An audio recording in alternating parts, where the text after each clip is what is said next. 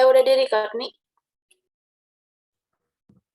Assalamualaikum warahmatullahi wabarakatuh. Bismillahirrahmanirrahim. Yang terhormat Ibu Dr. Veronica Santi Paramita, SE, MSI, selaku dosen pengampu mata kuliah analisis laporan keuangan, dan teman-teman semua yang saya cintai. Terima kasih yang sedang menonton video ini. Perkenalkan, kami dari kelompok 1. Untuk kesempatan kali ini, kami akan mempresentasikan mengenai analisis struktur modal. Next.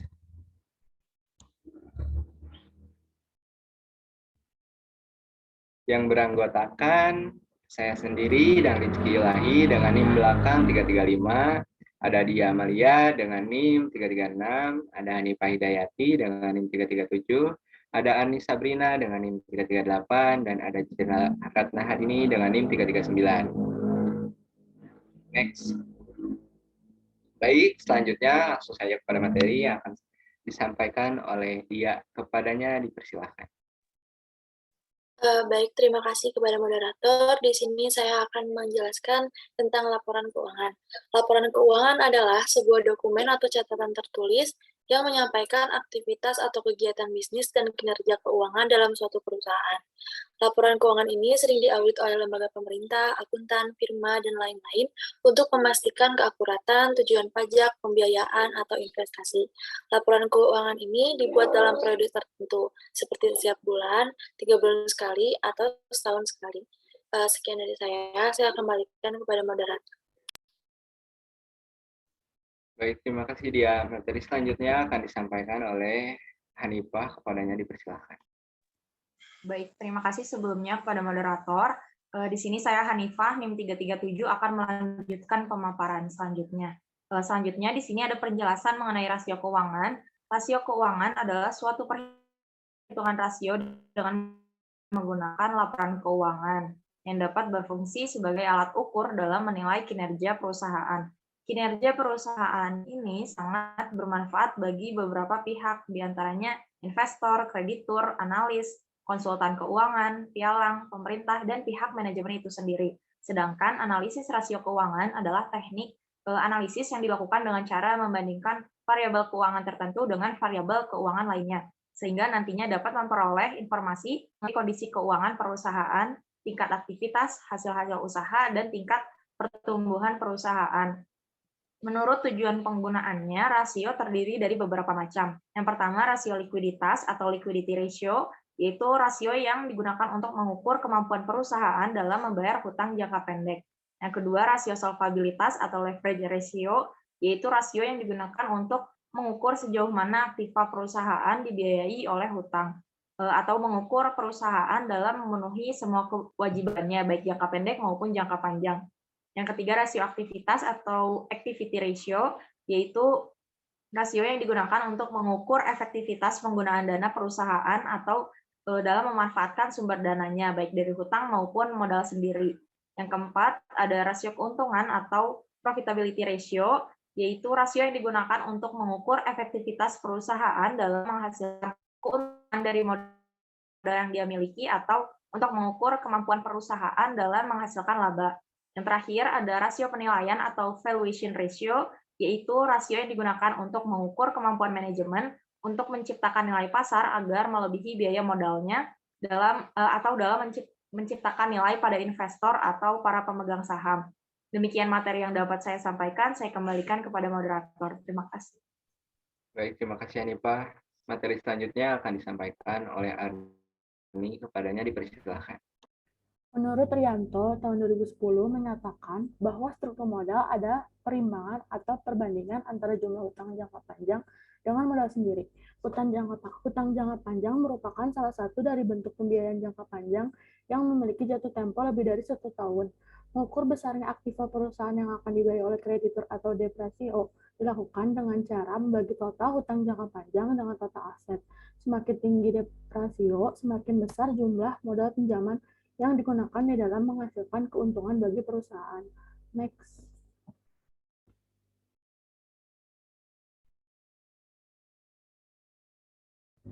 Baik, di sini ada komponen struktur modal. Boleh. Ada dua jenis, yang pertama modal asing dan modal sendiri. Di sini saya akan menjelaskan modal asing terlebih dahulu. Ada terbagi menjadi tiga. Yang pertama, utang jangka pendek atau short term debt, yang artinya hutang jangka pendek adalah modal asing dengan periode maksimum 1 tahun. Sebagian besar hutang jangka pendek terdiri dari kredit perdagangan, yaitu kredit yang diperlukan untuk dapat menjalankan bisnisnya. Yang kedua, ada utang jangka menengah atau intermediate term debt, yang artinya utang jangka menengah adalah utang yang lebih dari 1 tahun atau kurang dari 10 tahun. Utang jangka menengah ini bisa dibagi menjadi dua, yaitu term loan dan term loan leasing. Lalu yang ketiga, ada utang jangka panjang atau long term debt, yang artinya utang jangka yang waktunya panjang dan lebih dari 10 tahun. Bentuknya itu pinjaman obligasi dan pinjaman hipotek. Lalu di sini saya akan menjelaskan bagian dari modal sendiri. Yang pertama ada modal saham. Modal saham adalah bukti kembalinya bagian atau peserta dalam perusahaan. Jenis-jenis saham termasuk seperti saham biasa, saham pilihan kumulatif, dan lain sebagainya. Yang kedua ada cadangan. Cadangan yang dimaksud di sini itu adalah cadangan yang terbentuk dari laba yang diperoleh perusahaan untuk beberapa waktu yang lalu atau dari tahun berjalan. Yang terakhir adalah laba ditahan. Laba ditahan itu keuntungan yang diperoleh perusahaan dapat dibayar sebagian sebagai dividen dan sebagian dipegang oleh perusahaan. Untuk itu saya kembalikan kepada moderator. Baik, terima kasih Arni. Materi selanjutnya akan saya bahas sendiri, yaitu teori struktur modal. Ada 5 teori. Yang pertama itu pecking order teori. Pecking order teori atau laba ditahan dan eksternal atau penerbitan ekuitas baru. Yang kedua, signaling teori, yaitu memberikan pernyataan teori ini tersusun dari asumsi adanya asimetrik informasi antara manajer dan pemegang saham. Karena terdapat asimetrik informasi, maka manajer harus berupaya memberikan sinyal kepada investor. Dan yang ketiga itu ada trade-off teori. Dari leverage memberikan pernyataan bahwa perusahaan melakukan penyeimbangan antara manfaat dari pendanaan dengan utang atau perlakuan pajak perseorangan yang menguntungkan dari suku bunga dan biaya kebangkrutan dengan tinggi. Dan yang keempat itu ada agensi teori atau teori keagenan, dibangun sebagai usaha untuk menyelesaikan, memahami, dan memecahkan masalah yang timbul jika ada ketidaklengkapan informasi ketika melakukan kontrak atau perikatan. Teori keagenan berhubungan dengan menyelesaikan dua masalah yang bisa saja terjadi dalam hubungan keagenan. Yang terakhir ada Modigliani, Miller, atau bisa disingkat MM. Teori Modigliani ini merupakan teori yang memiliki pandangan bahwa struktur modal tidak relevan dan tidak berpengaruh terhadap nilai perusahaan. Next. Nah, dan ada juga faktor yang mempengaruhi struktur modal. Yang pertama itu ada struktur aset. Struktur aset adalah perimbangan atau perbandingan antara aset tetap dan total aset. Pengertian lain struktur aset yaitu perbandingan antara jumlah saham yang dimiliki orang dalam jumlah saham yang dimiliki oleh investor. Dan yang kedua itu ada modal kerja atau working capital, adalah suatu aset lancar yang dipakai dalam operasional perusahaan yang membutuhkan suatu pengelolaan yang baik dari manajer perusahaan. Dan yang ketiga itu ada pertumbuhan aktiva. Adalah harta yang ada pada perusahaan yang memiliki peran dalam operasi perusahaan seperti kas, persediaan, aktiva tetap, aktiva yang tidak terwujud, dan lain sebagainya. Semakin besar aktiva diharapkan, semakin besar hasil operasional yang diperoleh oleh perusahaan. Dan yang keempat itu ada risiko. Risiko bisnis adalah penggambaran ketidakpastian yang dihadapi perusahaan dalam melakukan aktivitas bisnisnya. Dan ada juga likuiditas. Likuiditas menggambarkan kemampuan perusahaan untuk memenuhi kewajiban jangka pendeknya seperti melunasi hutang yang telah jatuh tempo dalam jangka pendek. Dan ada juga ukuran perusahaan, yaitu merupakan perusahaan yang memiliki saham yang besar dan masing-masing penambahan sahamnya hanya mempengaruhi sebagian kecil pada kontrol dari pihak dominan kepada perusahaan yang terkait. Dan yang terakhir itu profitabilitas merupakan hasil akhir dari beberapa kebijakan dan keputusan yang diambil perusahaan. Mungkin sekian yang dapat saya sampaikan. Materi selanjutnya akan disampaikan oleh Sheila. Kepadanya dipersilakan. Terima kasih kepada moderator. Untuk selanjutnya adalah metode penelitian.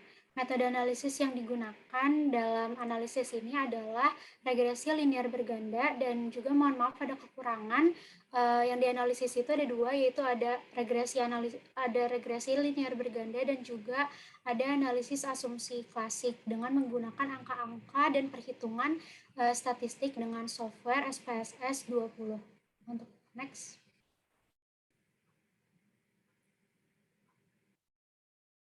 Untuk selanjutnya ada populasi dan juga sampel.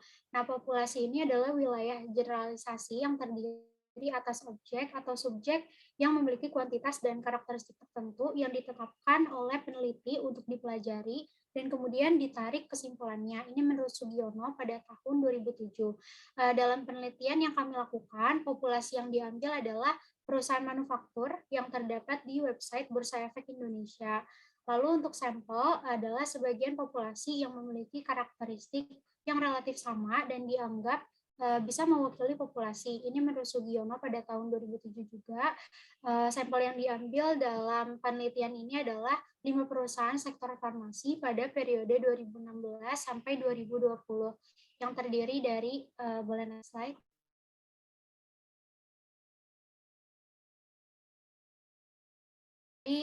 Dari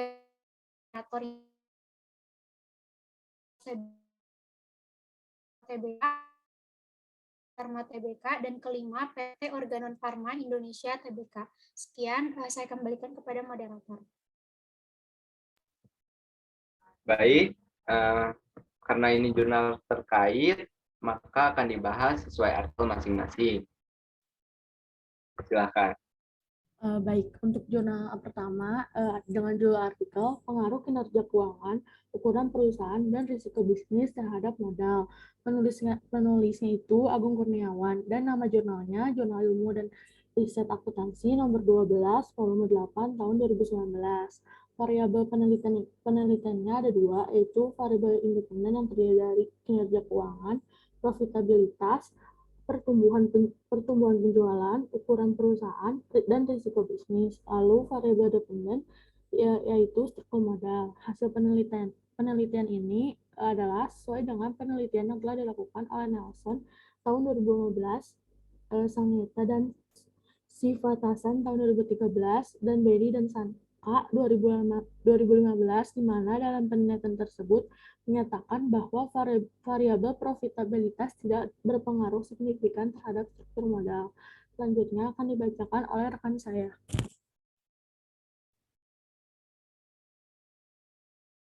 Baik, untuk jurnal yang kedua adalah pengaruh struktur aset, pertumbuhan penjualan, likuiditas, dan profitabilitas terhadap struktur modal pada perusahaan properti dan real estate yang terdaftar di BRI tahun 2011 sampai 2017.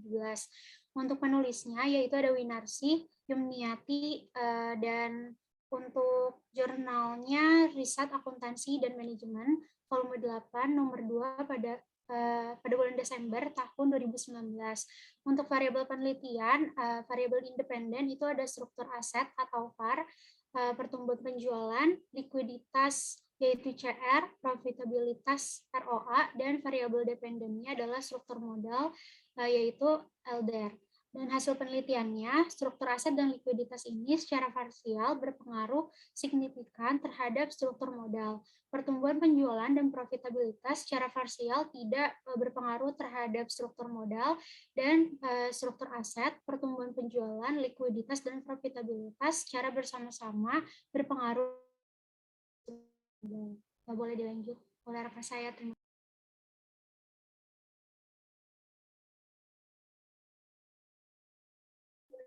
Baik, selanjutnya di sini untuk judulnya sendiri adalah pengaruh struktur aktiva, probabilitas, dan likuiditas terhadap struktur modal pada perusahaan farmasi yang terdaftar di Bursa Efek Indonesia.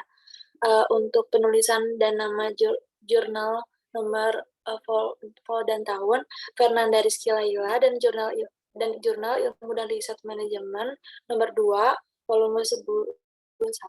Untuk variabel penelitiannya, profitabilitas dan likuiditas terhadap struktur modal. Untuk hasil penelitiannya, struktur aktiva memiliki pengaruh negatif signifikan terhadap struktur modal pada perusahaan farmasi yang terdaftar di BEI periode 2013 sampai 2019. Untuk selanjutnya kepada rekan saya. Baik, untuk jurnal selanjutnya ini berjudul Pengaruh Profitabilitas terhadap Struktur Modal Perusahaan Pertambangan Subsektor Batubara yang terdaftar di BEI tahun 2012 sampai 2017 dengan penulis bernama Riando dan sumber jurnalnya dari Jurnal Ilmiah Manajemen Surya Pasca Scientia nomor 1 volume 10 dan diterbitkan tahun 2021.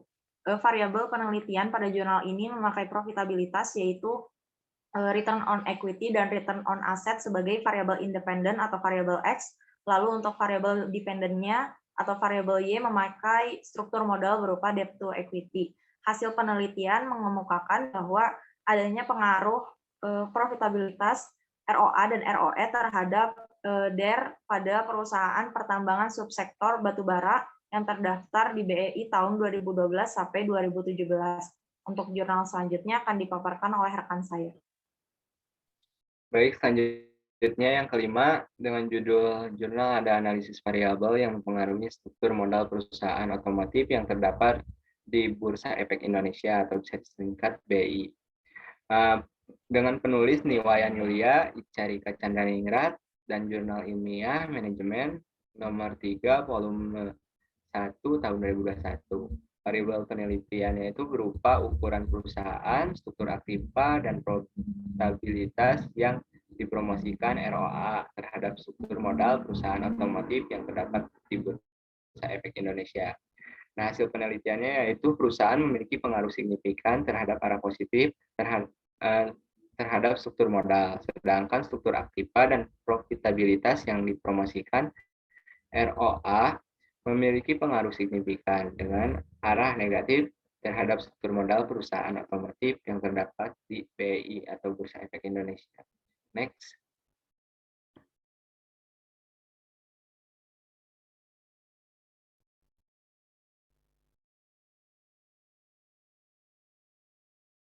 Nah, selanjutnya operasionalisasi variabel yang saya akan bahas sendiri yaitu variabel likuiditas X1 dengan konsep variabel perbandingan antara aset lancar dengan utang lancar. Indikatornya current ratio. Dan kedua itu profitabilitas X2, perbandingan antara laba sebelum bunga dan pajak dengan total aset. Itu konsepnya. Dan ada indikatornya return on asset. Variabel struktur aset X3 dengan konsep variabel perbandingan antara penjualan dengan aset lancar. Indikatornya fixed asset ratio. Dan yang keempat itu struktur modal Y. Konsep variabelnya perbandingan antara utang tidak lancar dengan modal, dan indikatornya long term debit to equity ratio atau LTR. Bisa di next.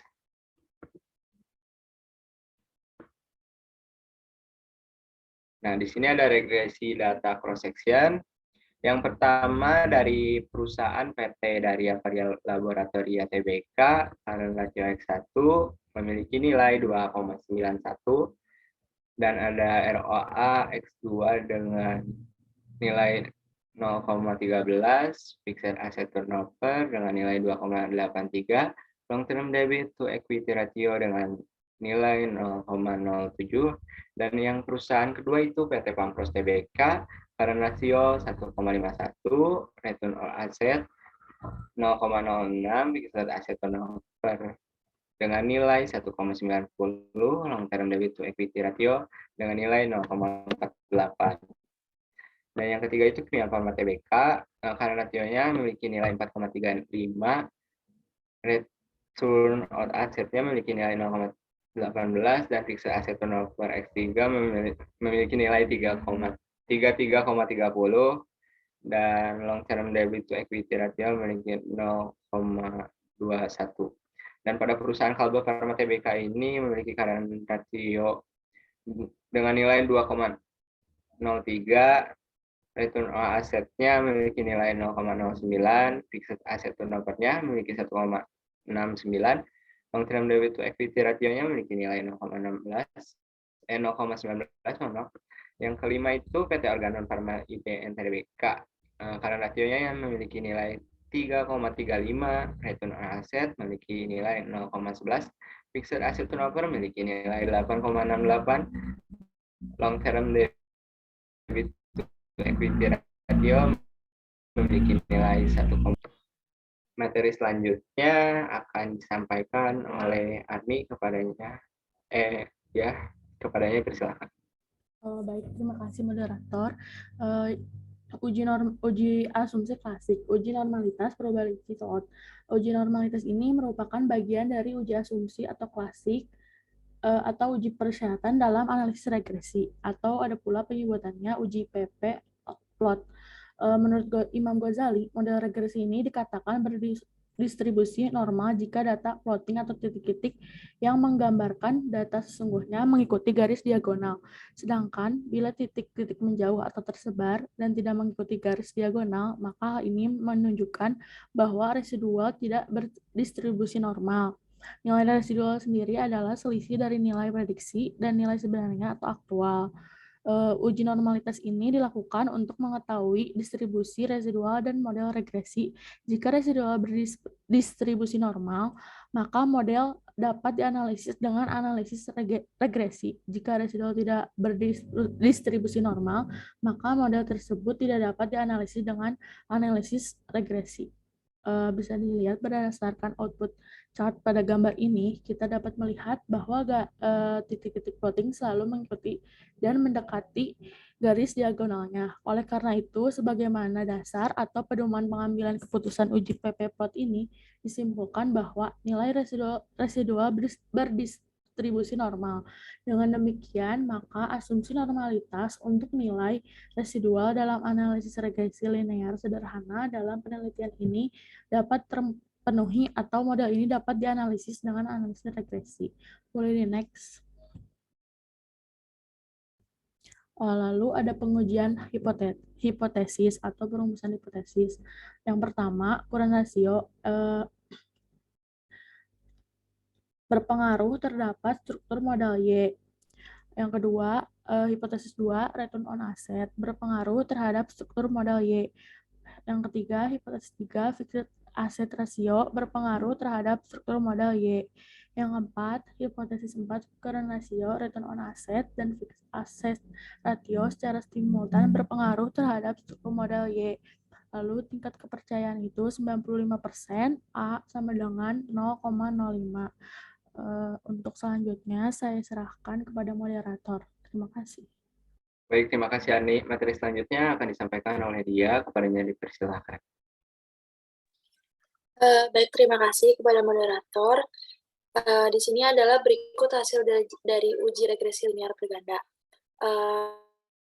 Nilai konstan sebesar 0,457, artinya jika nilai variabel current ratio X1, return on asset X2, dan fixed asset ratio X3 adalah 0, maka dianggap konstan dan struktur modal LDR adalah 0,457. Selanjutnya, nilai koefisien current ratio sebesar 1,189, artinya jika variabel independen lain nilainya tetap dan likuiditas mengalami kenaikan, maka indeks LDR akan mengalami kenaikan.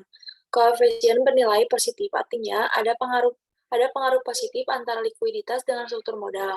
Semakin besar likuiditas, maka semakin besar probabilitas struktur modal. Selanjutnya, nilai koefisien return on asset X2 sebesar min 29,575, artinya jika variabel independen lain nilainya tetap dan return on asset mengalami kenaikan, maka indeks struktur modal LDR akan mengalami penurunan. Koefisien bernilai negatif, artinya ada pengaruh negatif antara profitabilitas dengan struktur modal. Semakin besar profitabilitas, maka semakin kecil probabilitas struktur modal. Selanjutnya, nilai koefisien fixed asset ratio sebesar min 0,003, artinya jika variabel independen lainnya nilainya tetap dan fixed asset turnover mengalami kenaikan, maka indeks struktur modal akan mengalami penurunan. Koefisien nilai negatif artinya ada pengaruh negatif antara struktur aset dengan struktur modal. Semakin besar struktur modal, maka semakin kecil probabilitas struktur modal. Sekian dari saya kembalikan. Baik, terima kasih Dia. Materi selanjutnya akan disampaikan oleh Cila, kepadanya dipersilakan. Terima kasih kepada moderator. Untuk selanjutnya adalah boleh next.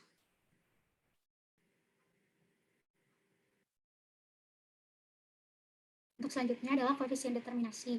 Nah, pengujian koefisien determinasi atau R-square ini pengujian yang digunakan untuk memprediksi seberapa besar kontribusi pengaruh variabel independen atau X terhadap variabel dependen. Dengan syarat yang harus dipenuhi yaitu hasil uji F ini bernilai signifikan, di mana koefisien determinasi memiliki nilai yang berkisar antara 0 hingga 1.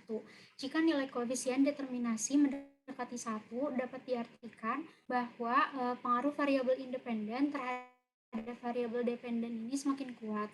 Namun sebaliknya, jika nilai koefisien determinasi mendekati 0, dapat diartikan bahwa pengaruh variabel independen terhadap variabel dependen ini semakin lemah. Nah, berdasarkan hasil di atas, hasil tersebut diketahui nilai R-square ini sebesar 1, yang mengandung arti bahwa semua variabel independen yang meliputi current ratio atau X1, return on asset atau X2, dan total asset turnover atau X3 ini berpengaruh terhadap variabel dependen yaitu long term debt to equity ratio atau Y sebesar 1 atau 100%. Dan dapat diartikan bahwa pengaruh variabel independen ini terhadap variabel dependen adalah kuat. Boleh next. Untuk selanjutnya adalah uji parsial atau uji T-tabel. Uji statistik T ini adalah uji statistik yang digunakan untuk menguji tingkat signifikasi pengaruh masing-masing variabel independen terhadap variabel dependen secara parsial. Hasil uji T ini dapat dilihat pada tabel koefisien dalam kolom sig atau significance. Dan menurut Imam Ghazali pada tahun 2011, kesimpulan yang dapat diambil dalam uji T yaitu dilihat dari signifikansi alfa dengan ketentuan jika signifikansi alfa lebih dari 5%, maka dapat diartikan tidak dapat pengaruh yang signifikan antara masing-masing variabel bebas terhadap variabel terikat. Dengan kata lain, H0 diterima dan HA ditolak. Jika signifikansi A kurang dari 5%, dapat diartikan bahwa terdapat pengaruh yang signifikan antara masing-masing variabel bebas terhadap variabel terikat. Dengan kata lain, H0 ditolak dan HA diterima. Lalu menurut V. Wiratna Sujawarni pada tahun 2004, jika nilai T hitung lebih dari T-tabel, artinya variabel independen atau X secara parsial itu berpengaruh terhadap variabel dependen atau Y. Dengan nilai T-tabel pada penelitian ini adalah 12,7062. Nah, untuk angka tersebut bisa didapatkan dari T-tabel yang telah tersedia. Untuk pengujian A, yaitu current ratio terhadap LDR berdasarkan hasil yang diperoleh, nilai koefisien variabel likuiditas X1 atau CR ini sebesar 1,189. Nilai signifikasi untuk likuiditas X1 sebesar 0,013, yaitu lebih kecil dari 0,05, sehingga dapat disimpulkan bahwa likuiditas, yaitu current ratio ini berpengaruh signifikan terhadap struktur modal atau LDR, dengan nilai T hitung lebih besar dari T tabel, yaitu 47,935, lebih besar dari 12,7062, maka H0 ditolak dan HA diterima. T hitung pada tabel di atas juga menunjukkan nilai positif yang menunjukkan adanya pengaruh positif antara variabel likuiditas dengan variabel struktur modal. Lalu yang kedua, pengujian return on asset terhadap LDR. Berdasarkan hasil di atas, diperoleh nilai koefisien variabel profitabilitas X2 atau ROA ini sebesar min 29,575. Nilai signifikansi untuk profitabilitas X2 sebesar 0,013 lebih kecil dari 0,05, sehingga dapat disimpulkan bahwa profitabilitas, yaitu return on asset, berpengaruh terhadap struktur modal. Dengan nilai T hitung lebih besar dari T tabel, maka H0 ditolak dan HA diterima. T hitung pada tabel menunjukkan nilai negatif yang menunjukkan adanya pengaruh negatif antara variabel profitabilitas dengan variabel struktur modal. Lalu yang ketiga ada pengujian fixed asset ratio terhadap LDR. Berdasarkan hasil yang diperoleh, nilai koefisien variabel struktur aset X3 atau VAR ini sebesar 0,003. Nilai signifikansi untuk struktur aset X3 sebesar 0,265 lebih besar dari 0,05, sehingga dapat disimpulkan bahwa struktur aset, yaitu fixed asset ratio, tidak berpengaruh terhadap struktur modal atau LDR dengan nilai T hitung lebih besar dari T tabel. 0 diterima dan HA ditolak.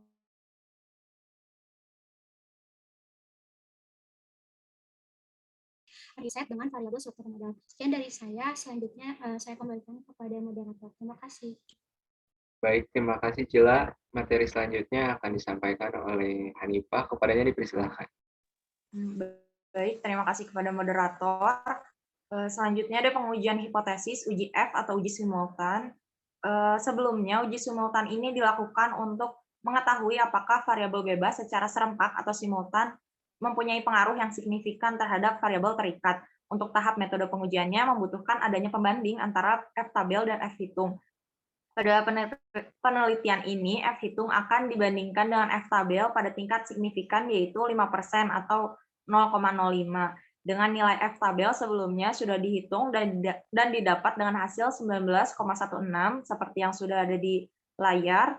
Lalu untuk hasil perolehan uji F ini didapatkan yang pertama, F hitung sebesar 879,667 yang berarti lebih besar dari F tabel yaitu 19,16, dan yang kedua signifikansi 0,025 yang berarti lebih kecil dari 0,05. Hal ini menunjukkan bahwa hipotesis 4 ditolak dan H0 diterima. Artinya current asset atau X1, return on asset atau X2, dan fixed asset atau X3 tidak berpengaruh secara simultan terhadap struktur modal long debt to equity ratio atau Y, karena nilai signifikansinya lebih kecil dari 0,05. Boleh next slide. Selanjutnya kesimpulan dan saran. Untuk kesimpulan melalui